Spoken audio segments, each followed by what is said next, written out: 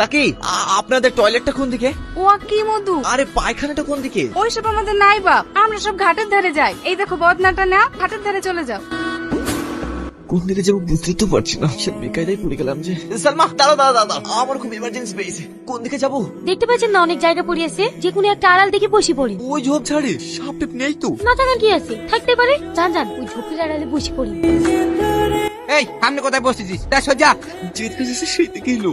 বসবো কোথায়? এখানে তো কাউকে দেখতে পাচ্ছি না, এখানে বসি। কে রে শালা, আমার রাইভে হ্যাক দেখছি, চল এখান থেকে। আরে বাবু আপনি এই রাইভে কো পায়খানা বেরে যান ওইদিকে যান। আমার আর কোথাও যাওয়ার জন্য নাই, এখানে হয়ে গেছে। হ্যাঁ আইতে বলছি তো গ্যাস কিসের। ঠিক আছে বসেন। দেন আমাকে দেন। মোরাল মশাই, ছেলেটা সত্যি খুব ভালো তাই না? একদম ঠিক বলেছে, শহরের ছেলে হয়ে এত ভালো মানুষ হবে আমরা ভাবতেই পারিনি। বাবা অনেকদিন বেঁচে থেকো, উদে ভাতে খেও। ঠিক আছে ঠাকুমা, আমি আসছি।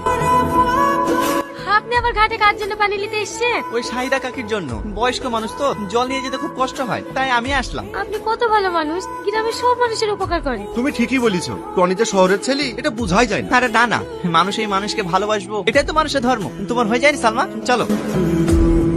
সালমা তোমার মনে হয় কষ্ট হচ্ছে, দাও কলসিটা আমাকে দাও। না আমার কষ্ট হচ্ছে না, আপনারই অভ্যাস নেই। আমাকে দিন, আমি নিয়ে যাচ্ছি। আরে না ঠিক আছে চলো। আচ্ছা এই গ্রামে আপনি আর কদিন থাকবেন? আর 4 দিনের মধ্যে চলে যাব। 4 দিনের মধ্যে চলে যাবেন? আপনি যেভাবে গ্রামের মানুষের সাথে মিশে গিয়েছেন, আপনি চলে গেলে গ্রামের মানুষের সবার কষ্ট হবে। তাই বুঝি? শুধু গ্রামের লোকেরই কষ্ট হবে, তোমার কষ্ট হবে না বুঝি? হ্যাঁ আমার হবে। তাই নাকি? তাহলে এই গ্রামে বিয়ে করে থেকে যাই, তাহলে তোমার আর কষ্ট হবে না। আপনিও না।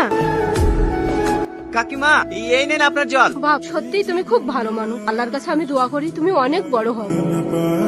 আপনাদের এখানে সবাইকে ডাকা হয়েছে তার একটাই কারণ, কলকাতা থেকে আজকে একটা ফোন এসেছিল, আপনাদের সবাইকে কলকাতায় যেতে হবে। আপনাদের স্বার্থে আপনাদের গ্রামে যে জল ট্যাঙ্কি ও রাস্তাঘাট ঠিক করার জন্য যে ডিলটা ফাইনাল হয়েছে, সেটার জন্য আপনাদেরকে কলকাতায় যেতে হবে এবং সেখানে গিয়ে সই করতে হবে। আমি বাপের গালে গাড়িতে চড়ি, গাড়ি দেখলে আমার বুক ধড়ফড় করে।